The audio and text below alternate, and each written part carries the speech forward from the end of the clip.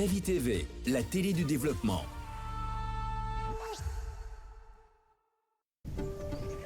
Kavi TV, c'est plus qu'une chaîne.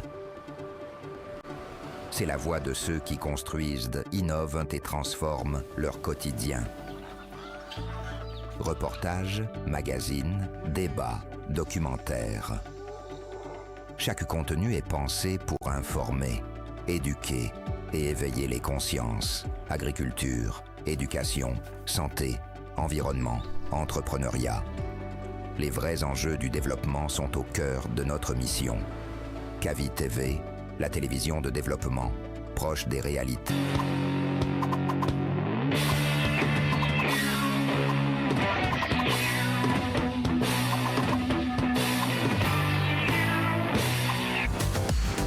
Bonjour, bienvenue dans ce rendez-vous matinal du football. Vous le savez, à partir de 8h00, le sport prend le pouvoir sur Kavi FM, la 89.5. Et aujourd'hui, on va parler des Guinéens d'ailleurs. Pourquoi pas le mercato de ces Guinéens-là qui est mouvementé. On va commencer par Bafodé Diakité qui a officiellement signé à Bournemouth jusqu'en 2030. Nous allons aussi parler de Mohamed Bayo qui a refusé l'offre d'Al Faya FC en Arabie Saoudite, et puis Serhou Guirassy qui a balayé des rumeurs de l'Arabie Saoudite. Devrait-il partir ou pas? Ce sont des questions qu'on va poser bien sûr à nos auditeurs, nos téléspectateurs, mais aussi à nos internautes. Vous le savez, à partir de 8h30 sur le 629 95 67 67, le 629 95 67 67. Micro-présentation Hassan Diallo, et pour vous servir jusqu'à la fin de cette émission, on a Mamadian Baldé juste à côté. Bonjour et de vous retrouver dans cette émission.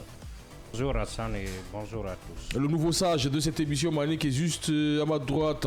Bonjour Mané, et de vous retrouver dans cette émission ce matin. Bonjour Hassan, bonjour à toutes et à tous. Ah, bien sûr, vous le savez, l'actualité est mise dans cette émission. On va commencer peut-être par parler de cette super coupe pour juste 5 minutes.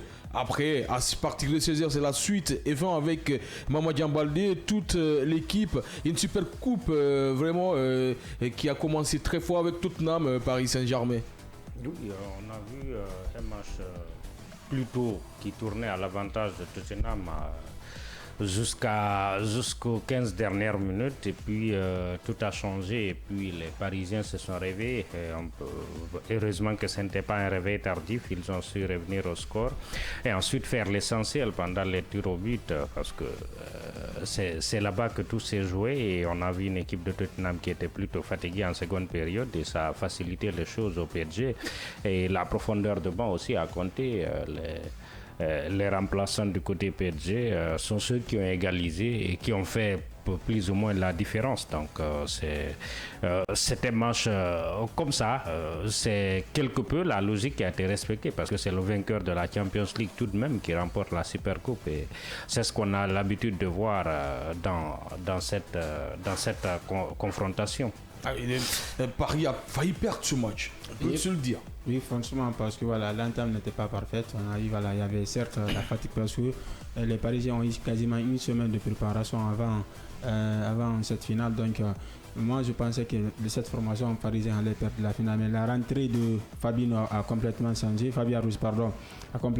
les donnes du côté de Paris Saint-Germain, parce que le milieu de terrain était asphyxié. On a vu un travail énorme de la part de l'international sénégalais Pape Matar Sarr et le Ghanéen Mohamed Kudus, qui ont vraiment fait très mal en première période. La sortie de Kudus aussi a causé des problèmes à cette équipe. Il ne devait pas sortir Kudus. Mais on sentait déjà, voilà, c'était des joueurs qui sont fatigués parce qu'ils avaient tout donné, donc et leur sortie vraiment ont fait très mal à cette formation. Donc chapeau à eux, ils n'ont pas quand même démérité. Voilà. C'est ça le vainqueur, souvent le vainqueur de la Ligue des Champions remporte cette compétition, à part ces récentes compétitions en 2018. Sinon, souvent le vainqueur de la Ligue des Champions, c'est la logique qui a été respectée. Donc bravo Parisiens, parce que voilà, ils ont un mental fort, ils ont aussi renversé la tangente qu'on ne s'attendait pas. Donc bravo à eux. Peut-être vous allez en parler le soir, le cas Donnarumma. Aujourd'hui, le monde du football est en train d'en parler. Est-ce que c'était pas aussi ce petit souci-là qui jouait dans la tête des joueurs parisiens? Non, je ne pense pas. C'est une équipe qui n'a eu que 6 jours pour préparer cette rencontre et ça a compté. Dès le début de la rencontre, on a vu une équipe de Tottenham qui, contrairement au PSG, a eu 6 semaines de préparation et physiquement, les Spurs avaient une certaine avance. Donc, si la différence est faite vers la fin de la rencontre, c'est parce que les remplaçants sont venus et ont essayé de renverser la tendance. Et de l'autre côté, du côté des Spurs, il n'y a pas une profondeur de banc aussi conséquente que du côté du PSG. Pour moi, la différence est faite au niveau de cette profondeur de banc et tout. Et même au niveau expérience trophée, Tottenham, c'est le premier trophée l'année dernière depuis plusieurs années. Et Paris a l'habitude, même si ce n'est pas à niveau européen, a l'habitude de prendre des trophées. Et c'est une équipe qui sait les jouer. Ça s'est joué à ce niveau. Donc, pour moi, oui, on pourra évoquer peut-être Donnarumma pour les prochaines rencontres si le PSG ne refait pas la même saison que la saison dernière. Mais pour hier, Chevalier a fait le travail. Il a encaissé un but qu'il pourrait peut-être sortir, mais il en a aussi empêché d'autres buts que Donnarumma peut-être n'a pas l'habitude d'enlever. Pour vous, le PSG tient le remplaçant Donnarumma. En tout cas, ce n'est pas hier qui va nous faire mentir cela. Oui, c'est dur, mais c'est comme ça. Luis Enrique, pour son plan de jeu, pour le football qu'il veut implémenter au PSG, il veut un gardien qui a une certaine habilité avec les pieds, et Chevalier a plus cette habilité que Donnarumma. Oui, Donnarumma a plus d'expérience, d'accord, mais les grands clubs ne fonctionnent pas parfois comme ça, et ils fonctionnent... C'est quand même décevant qu'aucun joueur, qu'aucun responsable, que ce soit l'entraîneur, le staff, défend aujourd'hui Donnarumma.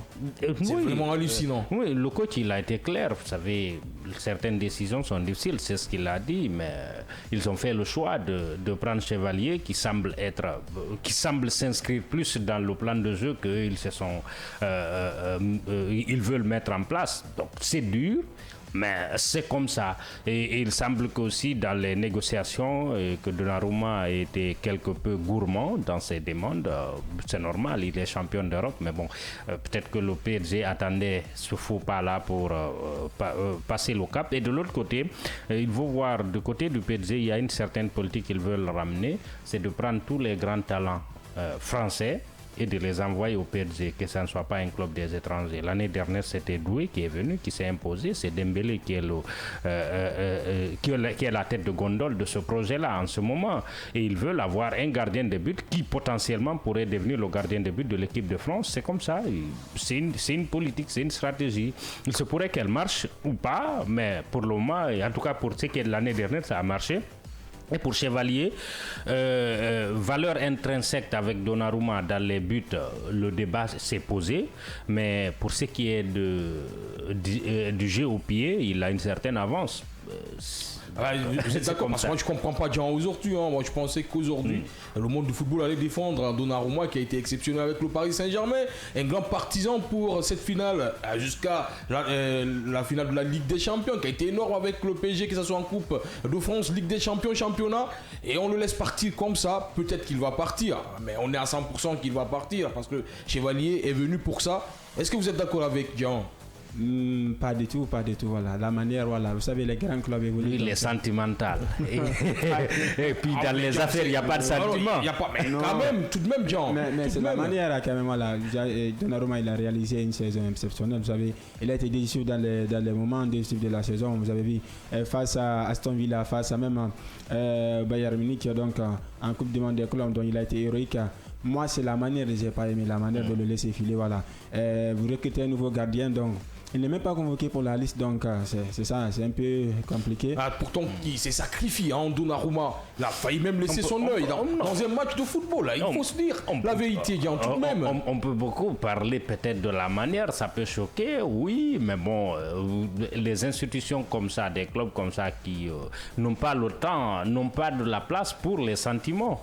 C'est-à-dire, quand ils prennent une décision pour aller de l'avant, c'est ce qu'ils font. Ils se disent qu'aujourd'hui, Donnarumma n'est pas fait pour être le remplaçant de Chevalier. Ça pourrait être une pression supplémentaire pour ce jeune gardien. D'accord, il demande à Donnarumma à un an de la fin de son contrat de trouver un club.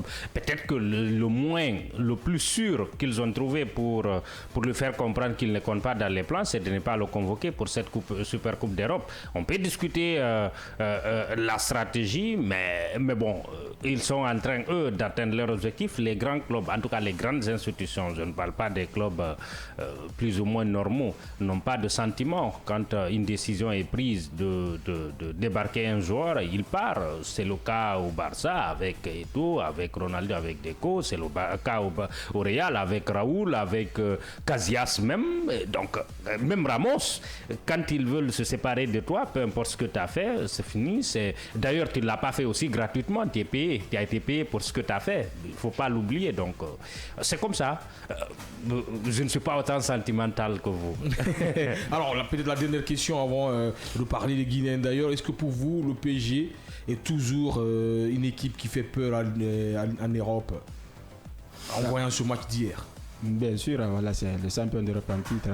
Même si voilà, le côté défensif, il y a des manquements parce qu'hier, on a vu les coups de pied arrêtés. Voilà.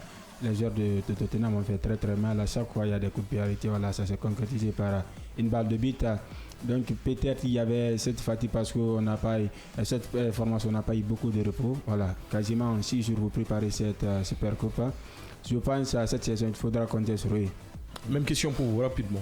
Oui, c'est toujours une équipe, ça va rester une équipe très compétitive, sauf que cette saison va être plus difficile que la saison dernière parce que les équipes ont appris et vont apprendre comment défendre face au PSG et comment contre-attaquer. C'est ce que Chelsea a très bien fait pendant la Coupe du Monde des clubs et c'est ce que Tottenham a fait pendant 75 minutes. Donc c'est pendant les 15 minutes qu'ils se sont endormis que le PSG est revenu et ça sera comme ça tout au long de la saison. C'est l'équipe la plus structurée, scrutée autant pour moi, ou l'une des plus scrutées. Et ça va se passer comme ça. Et est-ce qu'ils auront le même succès que la saison dernière? Je doute fort. Est-ce qu'ils auront du succès? Oui, parce qu'ils ont des joueurs très jeunes qui ont encore faim, qui ont gagné quelque chose, mais qui n'ont pas tout gagné et qui voudront réaliser quelque chose d'exceptionnel. Alors vous écartez le doublé? En tout cas pas la Ligue des Champions quand même. Maintenant pour ce qui est des titres nationaux, je ne vois pas une équipe qui pourra se frotter à eux. De toutes les façons, le PSG une saison réussie, c'est la Ligue des Champions. Ce n'est pas le championnat ou la coupe. C'est devenu le Real, le Barça, Manchester City. Une saison réussie. Oui, ça se rapproche. Une Ligue des Champions. Oui, ça se rapproche. Sauf que contrairement peut-être au Real ou au Barça ou à City, eux, ils n'ont pas suffisamment de concurrents au niveau local. Et donc ils peuvent se permettre de se dire quoi qu'il en soit, on ne peut pas perdre le championnat quoi qu'il arrive. Ouais. Alors que du côté de l'Espagne, tu n'es pas sûr à 100%, encore moins en Angleterre. Et ils ont cet avantage-là, mais en Europe, ça va être encore de plus en plus corsé. Surtout que c'est l'une des équipes qui a eu le moins de temps pour se préparer et ça va compter alors que la Coupe du Monde arrive. C'est à partir du mois de mars-avril que les saisons se décident et c'est à partir de là qu'on pourra jauger cette équipe du PSG. La suite du débrief de la finale de la Coupe d'Europe, c'est à partir de 16h00 avec l'émission World Sport. Guin sera là avec toute l'équipe pour continuer le débrief. On va continuer nous aussi cette émission avec les Guinéens d'ailleurs. Je vous disais, Bournemouth a recruté ce mercredi Bafodé Diakité en provenance de Lille pour un contrat de 5 ans, faisant du défenseur la deuxième recrue, la plus chère de l'histoire du club, bien qu'aucun détail financier n'a été divulgué. Les médias britanniques ont rapporté que les frais s'élèvent à 35 millions d'euros, 41 millions de dollars, plus 5 millions d'euros, 5,86 millions de dollars de supplément.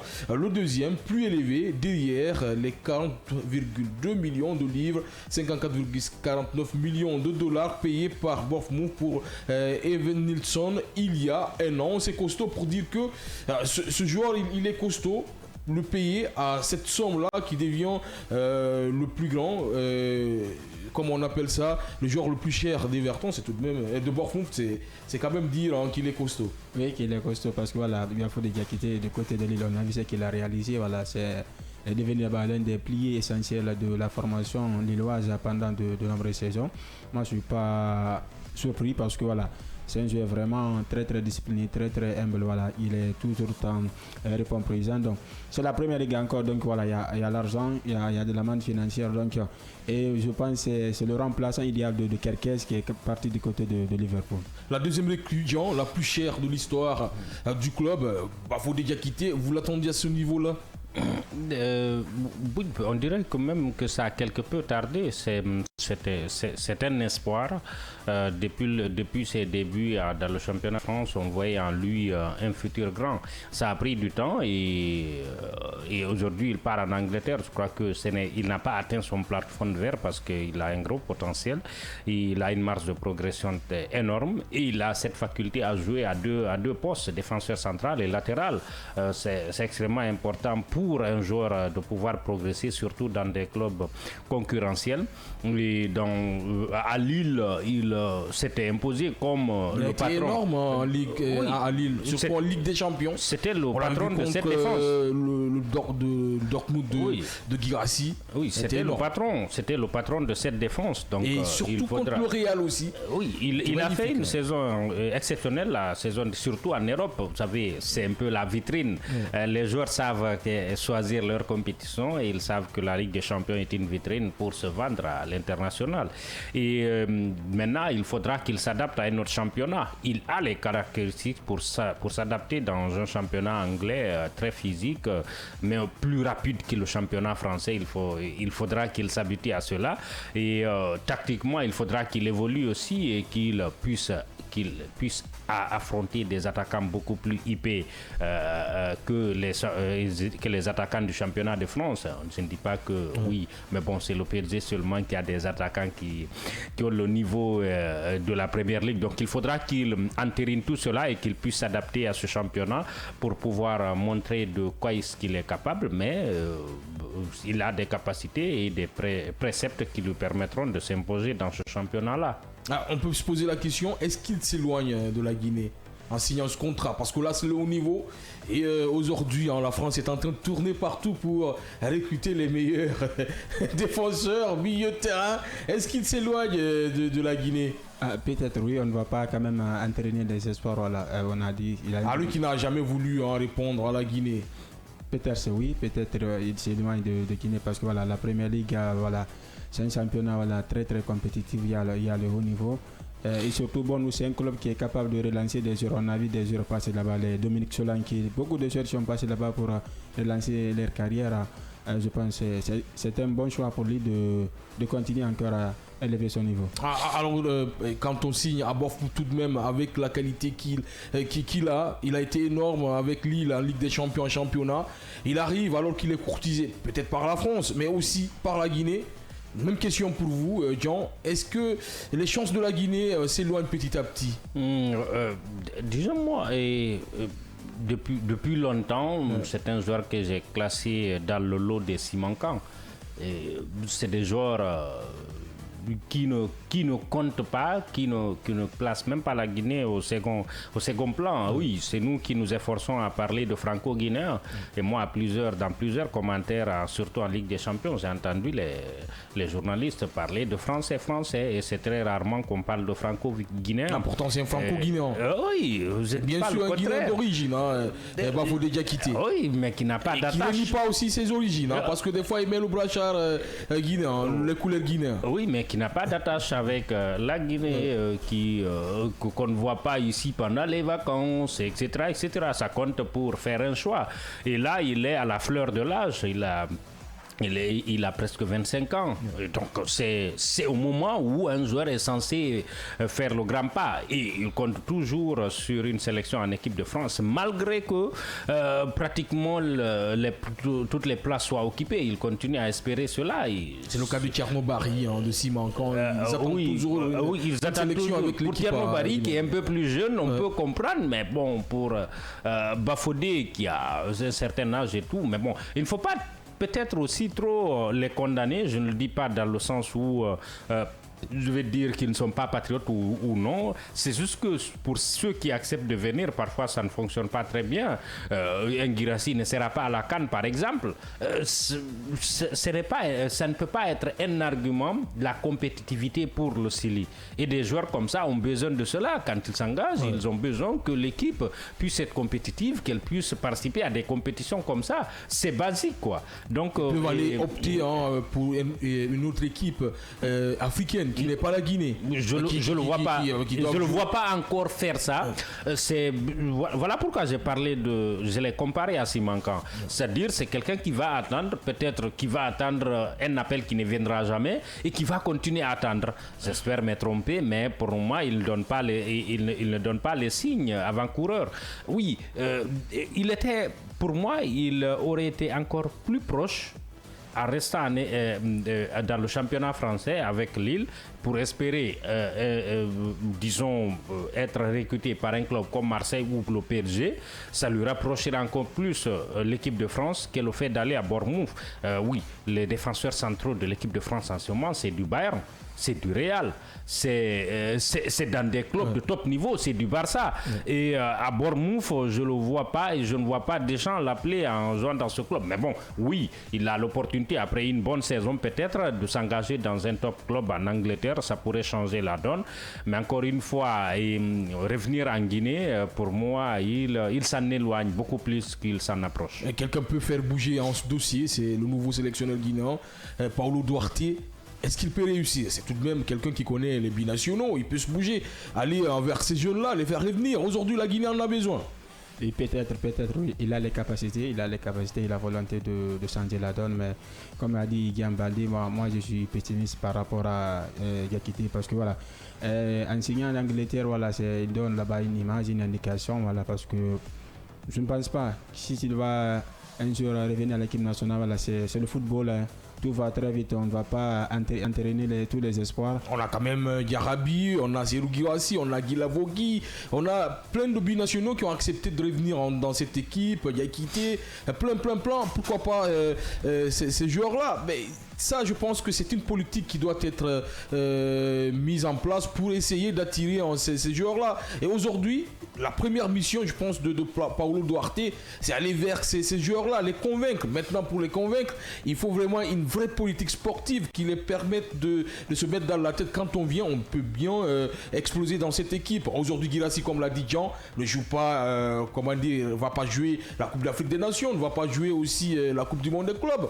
Et ce sont des exemples qui ne font pas très forts pour les autres joueurs binationaux, peut-être qui se disent, quand on vient dans cette équipe, qu'est-ce qu'on a à y gagner? Et aujourd'hui, Paulo Duarte doit montrer à ces joueurs-là qu'est-ce qu'ils vont gagner quand ils vont revenir dans cette équipe. Quasiment. Gambal a déjà dit, voilà, peut-être on n'a pas une équipe compétitive. On a vu ceux qui sont venus, voilà, n'ont pas, disons, ça n'a pas tellement fonctionné. On a vu par le passé, les Kevin Constant sont venus ici, donc ça n'a pas apporté grand-chose. Donc si vous décidez de s'engager dans une équipe africaine et que vous venez, donc il n'y a pas de compétitivité, il n'y a pas de compétition à remporter, peut-être ça va un peu décourager certains joueurs de signer, de s'engager avec cette formation. Pour moi, peut-être c'est un avantage, oui. Paulo Duarte, il a les opportunités, il a la manœuvre, mais l'État aussi doit accompagner, voilà, comme le faisait Kaba Diawara, pour un peu épauler les binationaux. Alors c'est la question qu'on va poser à nos millions de téléspectateurs internautes ce matin. Pourquoi les binationaux refusent-ils de revenir dans cette équipe du Chili? Les grands binationaux, les non connus, par exemple Simankan, il y a aussi des joueurs comme Thierno Barry, il y a Bafodé Diakité. Pourquoi ils n'acceptent toujours pas de revenir dans cette équipe? Quelle est votre idée? C'est la question qu'on pose ce matin. On va continuer le tour des Guinéens avec le mercato. Je vous le disais, Mohamed Bayo refuse l'offre d'Al-Faya FC. L'attaquant guinéen n'a pas été directement contacté par le club saoudien malgré un accord trouvé entre le LOSC et Al-Faya. Bayo souhaite rester en Europe. Des clubs comme le Sporting CP, Sao Solo, etc. restent intéressés par son profil. Est-ce que c'est le meilleur des choix pour Bayo? Oui, refuser d'aller dans un club qui joue le maintien chaque année, oui, je trouve que c'est un choix osé. Ouais. Oui, ce n'est pas tous les joueurs qui l'acceptent. On voit quand il y a un pont d'argent qui est placé, rares sont les joueurs qui sont capables de surtout qu'il n'a pas été associé sur les négociations. Oui. Lui, il a pris les devants, a négocié, a voulu le vendre sans même lui demander. Oui, et il a refusé carrément. Oui, il a refusé. C'est justement aussi que le challenge ne lui convient pas. Si Lille avait négocié avec un club dont le challenge sportif lui convenait, sûrement il allait accepter. Alors Lille a beaucoup plus vu les finances. Oui, il y a une indemnité sûrement de transfert qui a été conséquent. Donc ils ont négocié avec ce club-là. Et moi je trouve osé et plutôt quelque part responsable professionnellement, je vais dire. Il est jeune d'abord pour aller s'exiler dans un club ibérique qui joue le maintien en Arabie Saoudite. D'accord, c'est un championnat qui progresse, mais ce n'est pas un championnat qui a la même lumière que les championnats européens, ce n'est pas le même niveau. Donc il a besoin de rester dans un club beaucoup plutôt compétitif qui lui permette aujourd'hui de gagner des trophées et pas aller s'exiler dès maintenant. Je salue une telle décision. Maintenant, espérons qu'il fasse maintenant cette année un bon choix dans le choix de club dans lequel il va jouer. Il n'est pas faire la même chose que l'année dernière en janvier où il est allé s'exiler dans un club qui ne lui a pas permis de se relancer, encore moins de pouvoir revenir à son meilleur niveau. Et il semble avoir une certaine ambition en refusant cette offre. Maintenant, espérons qu'une meilleure offre arrive pour qu'il s'engage dans un club, parce qu'avec Lille, je ne le vois pas reprendre la place malgré le départ de Jonathan David. Moi, j'aurais cru qu'ils allaient tout miser sur lui, et là, c'est Giroud qui arrive pour essayer de remplacer Jonathan qui est parti. Donc, il doit se poser et faire le meilleur choix pour sa carrière, non pas pour l'Arabie Saoudite quand même, et là, je soutiens cette décision. Mohamed Bayo, le talent, il n'en manque pas. C'est un joueur qui en manque de confiance, et depuis quelques années, il ne fait que dégringoler. Normalement, s'il est à son prime, c'est parmi le top 10 des meilleurs attaquants africains, mais là, il n'arrive pas à relever de niveau. Avec ce refus, est-ce qu'il fait le bon choix pour peut-être essayer de se relancer dans une équipe plus grande que celui qui l'ont proposé, le Sporting, pourquoi pas CP, ou bien Sao Solo? Il y a d'autres équipes aussi derrière. Oui, c'est un bon choix parce que voilà, contrairement à Morla Silla qui voulait s'engager dans un club en Arabie Saoudite qui jouait le maintien, pour moi, c'est un bon choix pour lui. Donc, il est jeune d'abord, voilà. Partir en Arabie Saoudite, c'est pas anodin. Si c'était un club plus équipé, Al Hilal ou Al Nassr, on allait comprendre. Mais signer dans un club qui joue le maintien, je pense que ce serait un mauvais choix pour lui. Donc, rester en France et pourquoi pas essayer de trouver une porte de sortie, que ce soit en Angleterre ou bien même en France, là-bas il y a des clubs, il pourra s'acclimater. Voilà. Et Mohamed Bayo, voilà, on a dit ces dernières saisons, il était empêché par les bobos, les pépins physiques, il a empêché de donner son maximum de lui-même. Donc, pour moi, c'est un bon choix de rester en attendant de trouver un club plus épais par rapport à l'Arabie Saoudite. On sent que ce joueur, il a un petit souci dans la tête. On ne sait pas ce qui se passe. Bayo, on l'a connu très fringant, qui marque des buts, qui est énorme devant, mais depuis quelques années, comme je viens de le dire, on ne le retrouve pas tout. La dernière CAN a été magnifique avec le Sili national. On s'est dit dans la tête qu'il va se relancer en revenant dans le championnat. On ne l'a pas retrouvé. Il signe en Belgique et aujourd'hui, on apprend normalement qu'il devait partir en Arabie Saoudite. Il dit non, que je vais revenir et je vais essayer de voir si je peux me relancer dans un club européen. Qu'est-ce qui ne va pas avec ce joueur? On doit se poser cette question. C'est sûrement un joueur qui a besoin de remettre la tête à l'endroit et de relancer sa carrière. Il semble avoir perdu le fil, le contrôle de sa carrière. Il est énorme ce joueur. Il enchaîne prêt sur prêt sans pour autant réussir ses différents prêts et il revient à la case départ. Donc il a besoin d'avoir une sorte de stabilité pour performer. Donc, joueur qui a connu ça aussi, c'est Moriba, qui maintenant, lui, se stabilise. Il semble se stabiliser dans un club. Donc lui aussi, il a besoin de ça. Il a besoin d'un club qui lui fait confiance et d'un entraîneur naturellement qui lui fait confiance pour relancer sa carrière. Le talent, en tout cas les préceptes, il n'en manque pas. Et maintenant, c'est ce qui lui manque véritablement, parce que le fait de jouer 6 mois dans un club, revenir 3 mois dans un autre, ne permet pas à un joueur de pouvoir montrer l'étendue de son talent. Et lui, il en a énormément. On a vu ce qu'il était capable de donner dans une compétition de haut niveau comme la CAN. Et même en club, il a fait des saisons exceptionnelles avant le début de ses va-et-vient. Peut-être que c'est ce qu'il a compris en refusant d'aller s'exiler en Arabie Saoudite et en se disant qu'il a besoin d'une plus grande confiance dans un club en Europe, et pour relancer sa carrière, il a le temps, il peut le faire. Et maintenant, il faudra faire le bon choix de carrière et non le bon choix de la poche. Et surtout, juste pas pour communiquer, il faut faire le bon choix, comme l'a dit Mamadi Ambalde. Maintenant, l'antenne elle est ouverte pour les auditeurs, les téléspectateurs, mais aussi les internautes. Vous savez, vous pouvez nous appeler sur le 629 95 67 67, le 629 95 67 67 pour la Guinée, plus 224 629 95 67 67. Quand si vous êtes à l'extérieur du pays, comme ça, appelez-nous, réagissez. La question du jour: pourquoi les Guinéens, les binationaux, n'acceptent pas de revenir dans cette équipe du Sili, aider la Guinée à exploser, parce qu'on en a besoin. Pas de Coupe d'Afrique des Nations, pas de Coupe du Monde, on manque les meilleurs des compétitions. Le CHAN, c'est autre chose, parce que moi je dirais qu'on est quasiment éliminé. Alors appelez-nous sur le 629 95 67 67, le 629 95 67 67. Bonjour monsieur, vous vous appelez comment et vous nous appelez d'où? Bonjour, commandant Keita. Bonjour, commandant Keita, j'espère que vous allez bien ce matin. On vous reçoit un peu mal là, monsieur commandant Keita. Essayez de vous déplacer un peu. Vous m'entendez? Voilà, là c'est bon, merci. Voilà, donc je disais que on est très mal coté dans l'émission là, parce que pratiquement, non seulement nous n'avons pas une minute, et en plus vous grignotez dans nos minutes encore. Moi, écoutez-moi personnellement, vu la pertinence de vos interventions, je finirai par simplement me transformer en simple auditeur. Je décline mes interventions. Non, on va voir ça, on va essayer de voir le temps. Même si c'est... je perds le temps comme ça encore. Allez-y. On va gérer ça.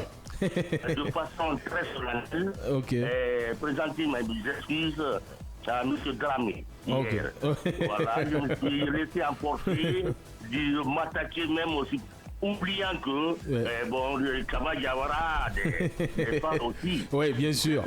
Et même dans ce studio. Je ne parviens pas à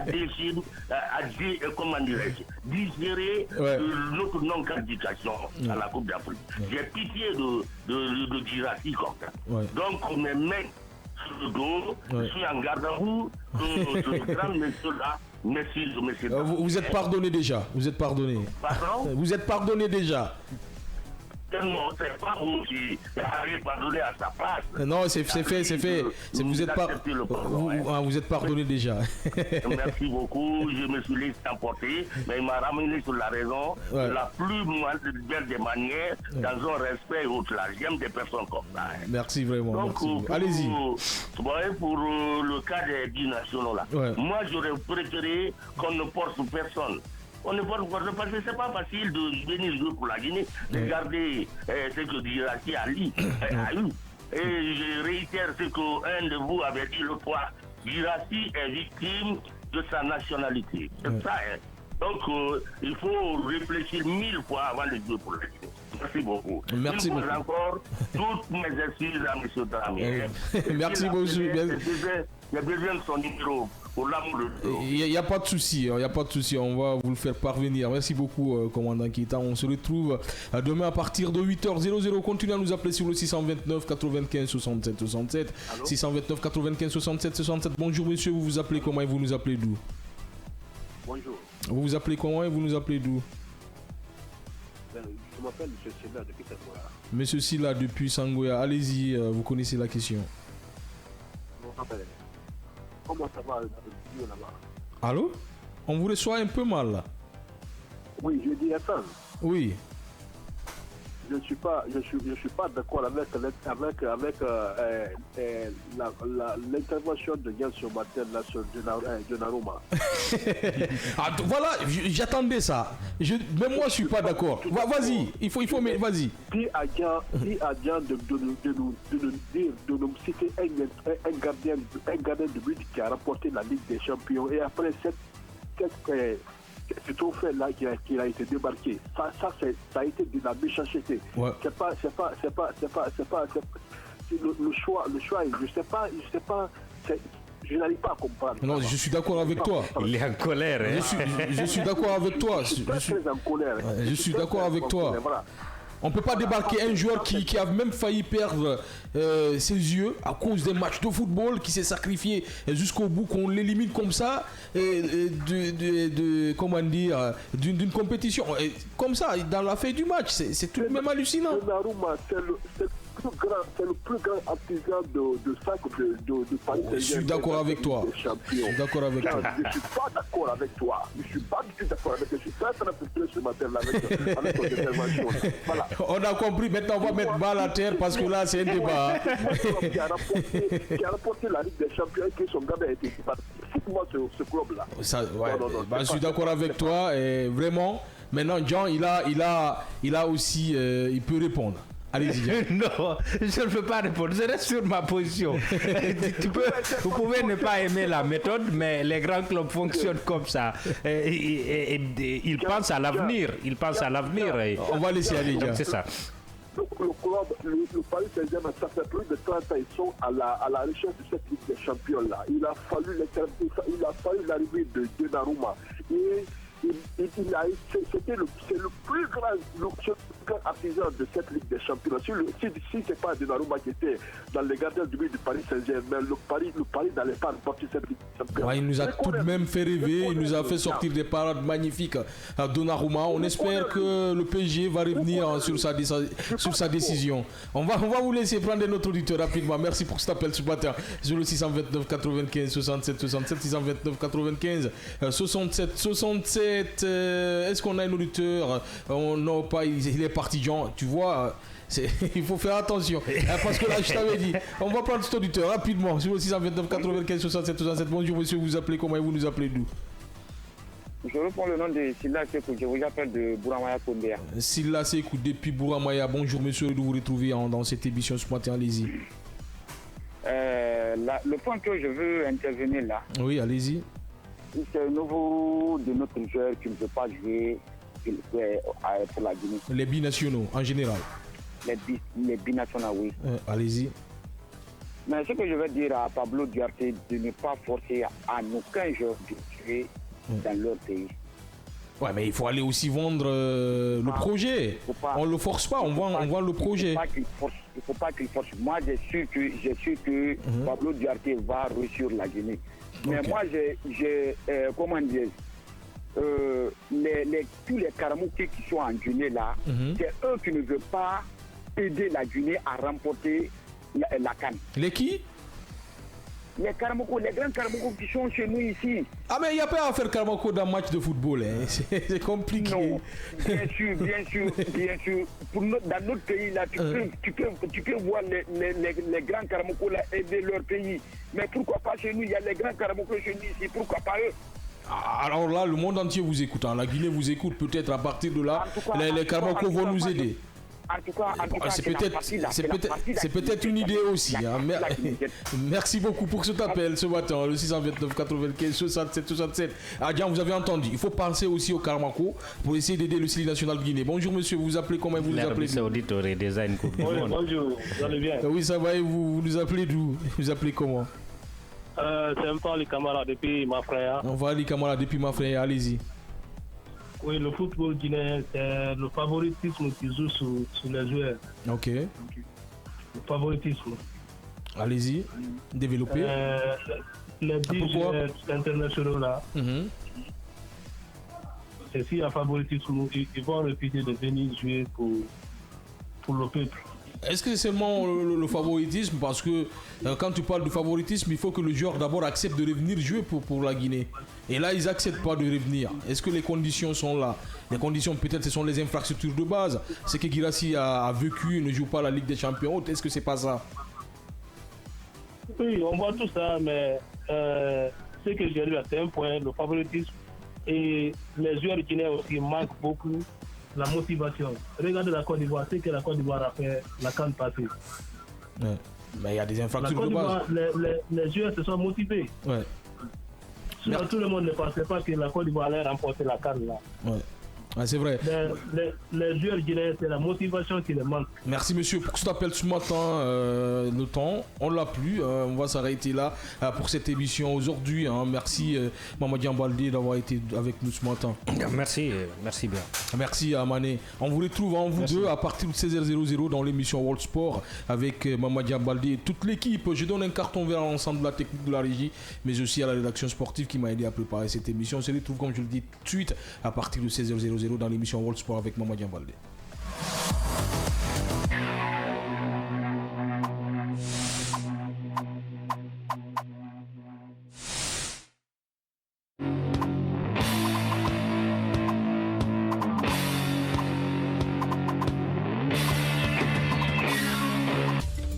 Direct, événement, débat, décryptage.